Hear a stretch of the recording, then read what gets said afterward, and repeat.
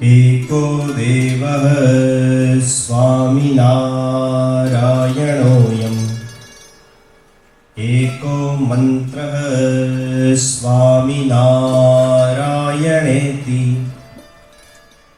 एको वैद्यः स्वामिनारायणोऽयम् एकोपास्यः स्वामिनारायणो नः। कृपा करो मुझ ऊपरे सुखनिधि सहजानंद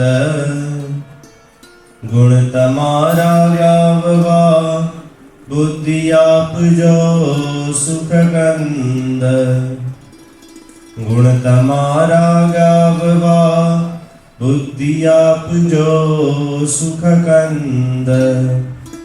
श्री स्वामिनारायण भगवाननी जय। ભગવાન શ્રી હરિ સ્વયં પોતાના માતાને ભક્તિ સંબંધી વાતો કરી રહ્યા છે, જ્ઞાનોપદેશ આપી રહ્યા છે। તેમાં વાત આવી કે ભક્તિ એ ત્રણ લક્ષણે કરીને યુક્ત હોવી જોઈએ। એ ત્રણ લક્ષણ તો કયા? તો એક તો ધર્મ, જ્ઞાન અને વૈરાગ્ય। આવા ત્રણ લક્ષણથી યુક્ત ભક્તિનો ઉદય જ્યારે મનુષ્યના હૃદયમાં થાય છે ત્યારે જ એનું આત્યંતિક કલ્યાણ એ થાય છે। એ વાત અહીંયા આવી। ભક્તિ માતાએ પ્રશ્ન કર્યો કે આ બધા લક્ષણેથી યુક્ત ભક્તિ એ કરવી કેમ કરીને, અને આ લક્ષણોનું મને એવી રીતે વાત કરો કે જેથી કરી સરળતાપૂર્વક મને સમજાય, એમ ભક્તિ દેવી વિનંતી કરે છે। ત્રણેય લક્ષણોને વિસ્તાર પૂર્વક મને કહી સંભળાવો। ત્યારે ઘનશ્યામ મહારાજ સર્વપ્રથમ જ ધર્મની વાત કરે છે। ધર્મ કેવો છે? તો આ ધરાને ધારણ કરી રાખનારો ધર્મ છે, ત્રિલોકીને ધારણ કરી રાખનારો ધર્મ છે। અને ઉચ્ચ કોટીના દેવતાઓ દ્વારા પણ જો ધર્મ અને નિયમમાં નથી રહેવામાં આવતું તો સંસારમાં એની અપકીર્તિ થાય છે, નિંદાને પામે છે। એના જ વિરોધાર્થી સ્વરૂપે જ્યારે નિમ્ન કોટીનો મનુષ્ય પણ સ્વધર્મનું પાલન કરીને જીવન જીવે છે તો દેવતાઓ અને ઈશ્વરો દ્વારા પણ પ્રશંસાને પ્રાપ્ત કરે છે। એવા ધર્મ એમાં મુખ્ય સ્વરૂપે 4 વર્ણ અને 4 આશ્રમોના ધર્મ બતાવ્યા। ભગવાન શ્રી હરિ અહીંયા વાત કરે છે કે માતા, સર્વપ્રથમ હું અહીંયા બ્રાહ્મણના ધર્મની વાત કરું છું તો શમ, દમ, શાંતિ, સંતોષ ઇત્યાદિ ગુણોથી યુક્ત રહેવું, સતત પ્રભુમય રહેવું, વેદ આદિ શાસ્ત્રોનું અધ્યયન પોતે કરવું અને બીજાને પણ કરાવવું, આ પ્રકારના બ્રાહ્મણોના ગુણ અને એના મુખ્ય ધર્મ છે। માતા, આ ઉપરાંત તપ, જ્ઞાન, યજ્ઞ યાગાદિ કરવા એ પણ બ્રાહ્મણોના જ ગુણધર્મો છે। હવે ક્ષત્રિય ધર્મ સાંભળો। શુરવીરતા, ધીરજવાન થવું, બળવાન થવું, ઉદારતા રાખવી, ગાય, બ્રાહ્મણ અને સાધુ એમની રક્ષા કરવી, આવા બધા ક્ષત્રિયના ગુણધર્મ છે। હે દેવી, નિશ્ચલ મતિ થઈ અને તમે હવે વૈશ્યના ગુણધર્મ સાંભળો। તો વૈશ્યના ગુણધર્મ છે વ્યાપાર કરવો, ખેતી કરવી, ગૌરક્ષા કરવી ઇત્યાદિ એ વૈશ્ય જ્ઞાતિના ગુણધર્મ છે। અને શૂદ્ર જ્ઞાતિએ આ ત્રણેય દ્વિજ વર્ણની સેવા કરવી એ શૂદ્ર જ્ઞાતિનો ગુણધર્મ છે। માતા, આ પ્રકારે 4 પ્રકારના વર્ણના મનુષ્યોએ આવા અલગ અલગ ગુણો અને ધર્મોથી યુક્ત થવું એનું મુખ્ય કાર્ય છે। હે દેવી, આમાં 3 દ્વિજાતિ કહી। દ્વિજાતિનો અર્થ થાય છે દ્વિજ, અને દ્વિજનો અર્થ એવો થાય છે કે બીજી વાર જન્મ પામનાર। એવું કેમ કહેવામાં આવે છે? કારણ કે બ્રાહ્મણ, ક્ષત્રિય અને વૈશ્ય જ્યારે મનુષ્ય યજ્ઞોપવિત ધારણ કરે છે તે વખતે એનો બીજી વખત જન્મ થાય છે, એટલે એને દ્વિજ કહેવાય છે। તો દ્વિજ છે એમણે યજ્ઞોપવિત ધારણ કરવી અને આચાર્યનો આશ્રય લેવો અને બ્રહ્મચર્યાશ્રમની અંદર સ્થિર થવું। બ્રહ્મચર્યાશ્રમના ધર્મો પણ કહ્યા। કૌપીન ધારણ કરવું, મૃગચર્મ, દંડ કમંડળ ઇત્યાદિ સતત પોતાની પાસે રાખવું, જપમાળા ધારણ કરવી તથા આભૂષણાદિક એ કોઈ દિવસ ધારણ ન કરવા, જમીન ઉપર જ સૂવું અને પોતાના આચાર્યની આજ્ઞા અનુસાર જ જીવન વિતાવવું, નિત્ય પ્રત્યે ત્રિકાળ સંધ્યા કરવી, નિત્ય પ્રત્યે વૈષ્ણવદેવ ઇત્યાદિ કર્મ કરવું. ત્યારબાદ જ્યારે બ્રહ્મચર્યાશ્રમનો અંત આવે, આચાર્ય દ્વારા સંપૂર્ણ જ્ઞાનની પ્રાપ્તિ થઈ જાય, ત્યારે જે તીવ્ર વૈરાગ્ય વાળા છે તે તો સીધે સીધા સંન્યાસ આશ્રમની અંદર અથવા વાનપ્રસ્થ આશ્રમની અંદર પ્રવેશ કરી શકે છે. પરંતુ જ્યારે તીવ્ર વૈરાગ્ય નથી અને મંદ વૈરાગ્ય છે તેવાઓએ સમાવર્તન સંસ્કાર દ્વારા ગૃહસ્થ આશ્રમમાં પ્રવેશ કરવાની ઈચ્છા એ પોતાના આચાર્ય સમક્ષ કરવી. એટલે આચાર્ય હવે આજ્ઞા આપે એટલે ગૃહસ્થ આશ્રમની અંદર પ્રવેશ કરી શકાય. ગૃહસ્થ આશ્રમની અંદર પ્રવેશ કરવા માટે એ સ્નાતકે સર્વપ્રથમ પોતાની જ્ઞાતિની, પોતાનાથી નાની એવી સુંદર કન્યાની શોધ કરી એની સાથે વિવાહ કરવા, યથોચિત રીત અને રિવાજ મુજબ વિવાહ કરી અને ગૃહસ્થ આશ્રમની અંદર પ્રવેશ કરવો. ગૃહસ્થ આશ્રમના નિયમોનું હવે હું વર્ણન કરું છું. માતા, તમે સાંભળો. ચોરી ન કરવી, અહિંસાથી યુક્ત થવું, નીતિયુક્ત જ જીવન જીવવું, નીતિયુક્ત જ ધન કમાવવું અને પોતાના સ્વાર્થ માટે કોઈના ઉપર અપરાધનું આરોપણ ન કરવું. આવા પ્રકારના એ દરેક ગૃહસ્થ માટે, દરેક ચારે વર્ણના ગૃહસ્થ માટે સામાન્ય ધર્મો છે. માતા, આ પ્રકારે જ ગૃહસ્થે પોતાનું જીવન વિતાવવું. બ્રાહ્મણ વર્ણના ગૃહસ્થ હોય તો તેને યજ્ઞ યાગાદિ કર્મ કરવું, ત્યાં એ ઉપરાંત અધ્યયન કરાવવું વગેરે પ્રકારની આજીવિકાથી યુક્ત થવું અને એના દ્વારા અર્થ ઉપાર્જન કરવું. એથી પણ જો શક્ય ન હોય તો ભિક્ષા માગી અને જીવન વિતાવવું. ત્યારબાદ ક્ષત્રિય તો એમણે રક્ષા આદિ કર્મ કરવું અને એના દ્વારા પોતાની પ્રજાનું ખૂબ શાંતિપૂર્વક પાલન કરવું અને રાજ્યની અંદર રહેનારા તમામ મનુષ્યો એના દ્વારા પ્રાપ્ત થતો એ કર વસૂલવો અને રાજ્યનું સુચારુ રીતે સંચાલન કરવું અને એ રીતે પોતાની આજીવિકા ચલાવવી. માતા, જે વૈશ્ય ગૃહસ્થ છે એમણે તો વ્યાપાર કરવો, ખેતી કરવી ઇત્યાદિ કર્મ કરવું અને શુદ્ર વર્ણએ બીજા તમામ વર્ણોની સેવા દ્વારા પોતાનું અર્થ ઉપાર્જન કરી આજીવિકા ચલાવવી. આ રીતે ચાર વર્ણના ગૃહસ્થોએ પોતાની આજીવિકા ચલાવવા માટે અમુક પ્રકારના જે કહ્યા એવા પ્રકારના ઉદ્યોગ કરવા. જો કોઈ વખતે આપતકાળ આવી પડે તો બ્રાહ્મણ અને ક્ષત્રિય વર્ણના મનુષ્યએ વૈશ્યનો ધર્મ અપનાવવો, વૈશ્યની આજીવિકા ની અંદર પ્રવેશ કરવો અને વૈશ્ય ઉપર જો આપત્તિ આવી પડે તો આપતકાળ સમયે વૈશ્યએ શૂદ્રનો ધર્મ અપનાવવો, શૂદ્રના જેવી વૃત્તિ કરવી. પરંતુ જ્યારે આપતકાળ પૂરો થાય ત્યારે પરત પોતાના ધર્મને અનુસાર, પોતાના વર્ણને અનુસાર જ આજીવિકા કરવી. આ પ્રકારનો સ્પષ્ટ ઉપદેશ એ તમામ વેદાદી શાસ્ત્રોની અંદર કરવામાં આવ્યો છે અને સ્મૃતિ ગ્રંથોની અંદર પણ આ બધાની વાત કરવામાં આવેલી છે. હે દેવી, આ પ્રકારના ચાર વર્ણના મનુષ્યોએ ગૃહસ્થ આશ્રમની અંદર રહી અમુક પ્રકારના કયા એવા ધર્મો પાલન કરતા કરતા એ જીવન વિતાવવું.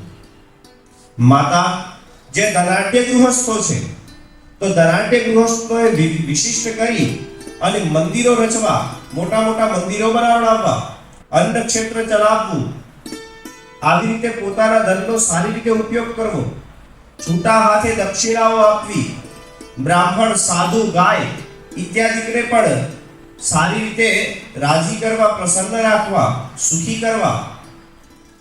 આ બધી સમગ્ર બાબત એ ધનાઢ્ય ગૃહસ્થો માટે પણ છે.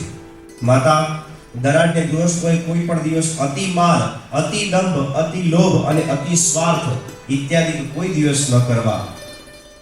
આવા બધા ગુણોથી ધનાઢ્ય ગૃહસ્થોએ દૂર રહેવું, નિર્માની થવું અને પ્રભુનું ભજન સતત કરતા રહેવું. તો ગૃહસ્થ આશ્રમની અંદર પણ ત્રિકાળ સંધ્યા ઇત્યાદિક જે નિત્ય કર્મ એ અવશ્ય કરવા જ. ગાયત્રી જપ, વિષ્ણુ દેવનું પૂજન અને વૈશ્વદેવ ઇત્યાદિ કર્મ કરવા, સવારે અને સાંજે 2 કાળ માટે હોમ કરવા. ત્યાંથી આગળ હવે જ્યારે ગૃહસ્થાશ્રમ ધર્મ એ પૂરો થાય છે એટલે એની અંદર હવે આગળ આવે છે વાનપ્રસ્થાશ્રમ. વાનપ્રસ્થાશ્રમની અંદર જવા માટે પણ હવે અહીંયા નિયમ બતાવવામાં આવ્યા કે જ્યારે આ ગૃહસ્થ એ 51 વર્ષની અંદર પ્રવેશ કરે ત્યારે એને વાનપ્રસ્થના નિયમ અને ધર્મથી યુક્ત થવું. વાનપ્રસ્થ એને પોતાની જે સ્ત્રી છે, પોતાની પત્ની છે, એને પણ સાથે લઈ જઈ શકે છે, પણ અહીંયા એક સ્પષ્ટ ઉલ્લેખ કર્યો કે જો પોતાની પત્ની સુશીલ સ્વભાવવાળી હોય, સુશીલ અને સ્વભાવ એટલે અહીંયા શીલનો અર્થ થાય છે ચારિત્ર્ય, સુ એટલે સારું, એટલે સારા ચારિત્ર્ય અને એવા યુક્ત સ્વભાવવાળી જે હોય તો પોતાની સાથે લેવી, અન્યથા એને પોતાના પુત્રાદિકને સોંપી, એની જવાબદારીને સોંપી અને એકલા જ વાનપ્રસ્થ ધર્મની અંદર આચરવું, એ પ્રકારનું અહીંયા વર્ણન કર્યું. સુશીલ સ્વભાવવાળી સ્ત્રીની વાત આવી એટલે એનું પણ આપણે વર્ણન કરીએ કે જે સ્ત્રીઓનો ધર્મ છે એને નિત્ય પોતાના પતિની સેવા કરવી, પતિવ્રતાના તમામ ગુણોથી યુક્ત થવું, પોતાના પતિથી અધિક કોઈ નથી એવા પ્રકારનું મનની અંદર સતત ધારણ કરીને રાખવું અને એની સેવાની અંદર રત રહેવું, પોતાના પતિને પ્રસન્ન કરવાની સતત અભિલાષા રાખવી, નિત્ય પ્રત્યે કપાળની અંદર ચાંદલો કરવો અને જે કહેવાય કે પતિવ્રતાના ગુણધર્મોથી યુક્ત અને સધવા નારી એના જેવો વેશ ધારણ કરીને રહેવું, પોતાના પતિની જેમ જ ધર્મોનું પાલન કરવું અને પ્રભુની ભક્તિ કર્યા કરવી, આવી સધવા નારીના ગુણધર્મો છે.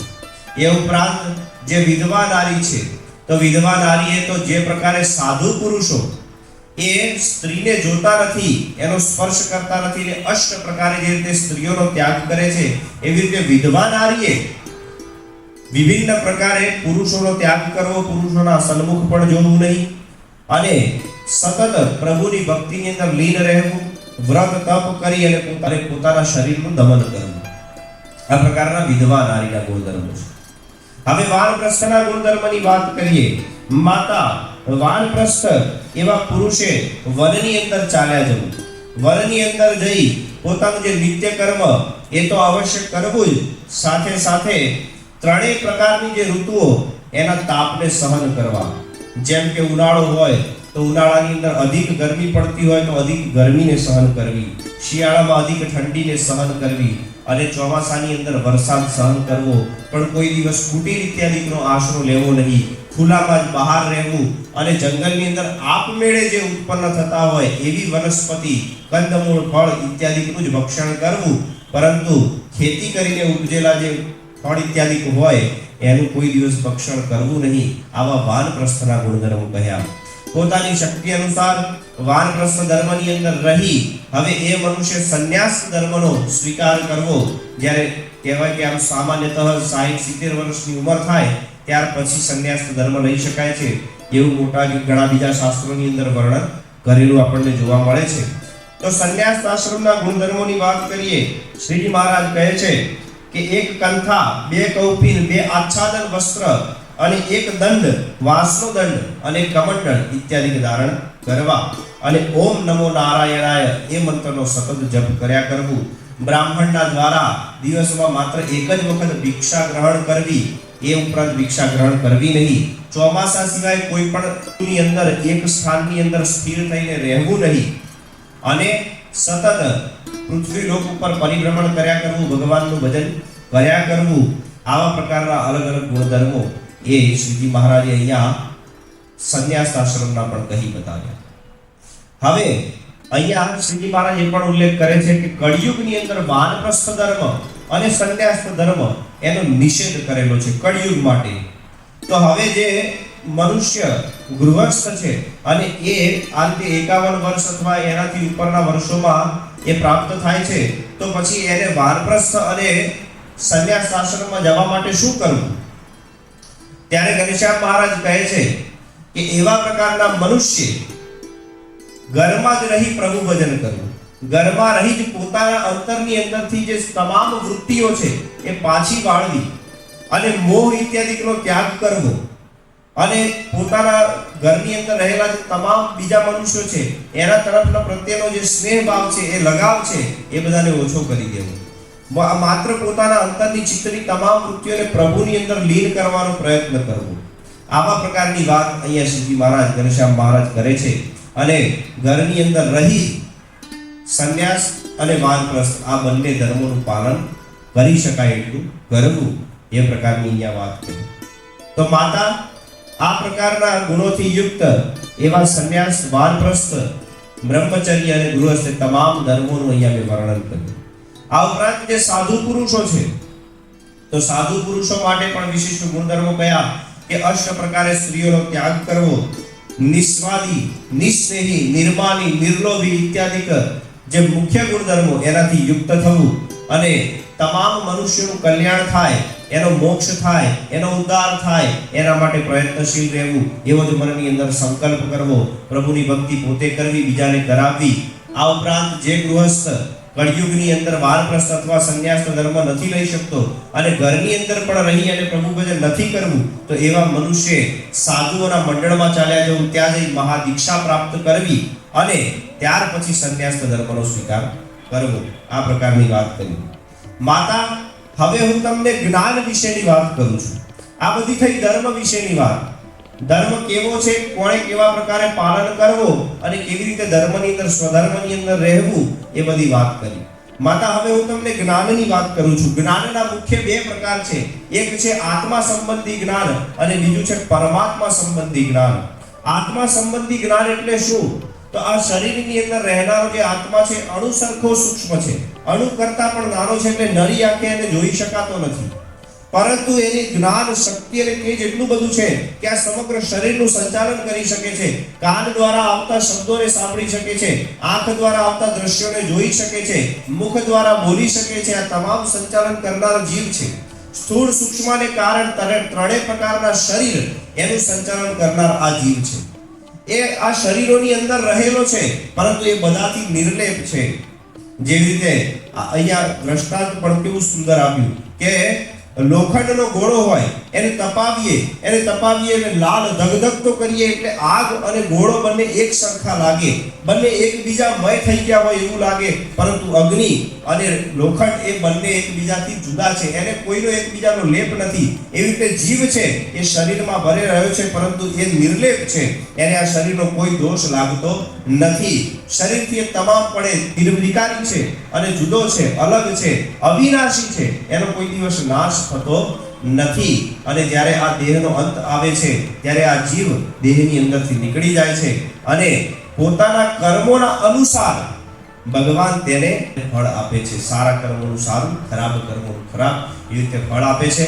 માટે આ આત્મા સંબંધી જ્ઞાન થયું. માતા, હવે પરમાત્મા એટલે શું એની હું તને વાત કરું. જે પરમાત્મા છે એ આવા અનંત પ્રકારના જીવો એના નિયંતા છે, એના અધિપતિ છે.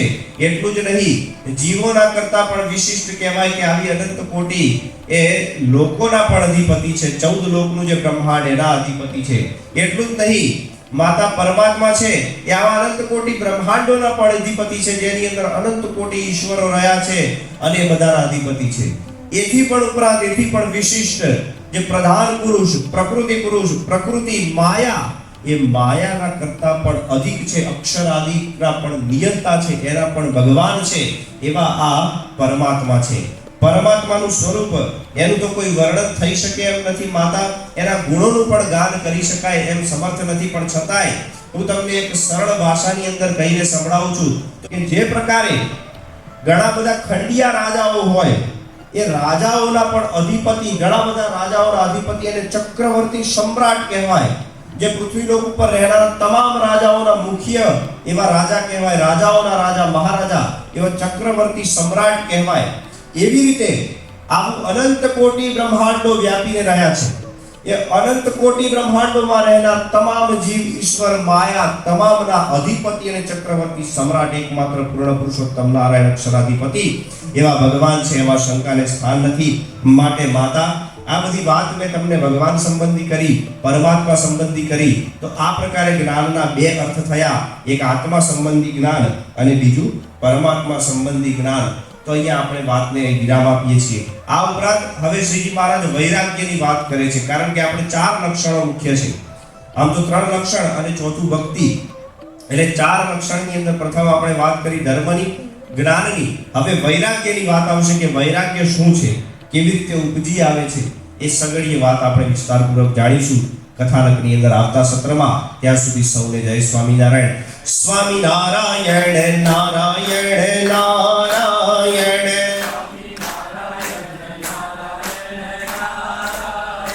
સ્વામિનારાયણ નારાયણ નારાયણ,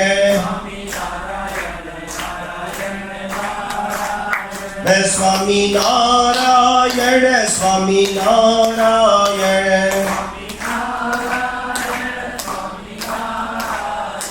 સ્વામિનારાયણ નારાયણ નારાયણ। સહજાનંદ સ્વામી મહારાજની જય।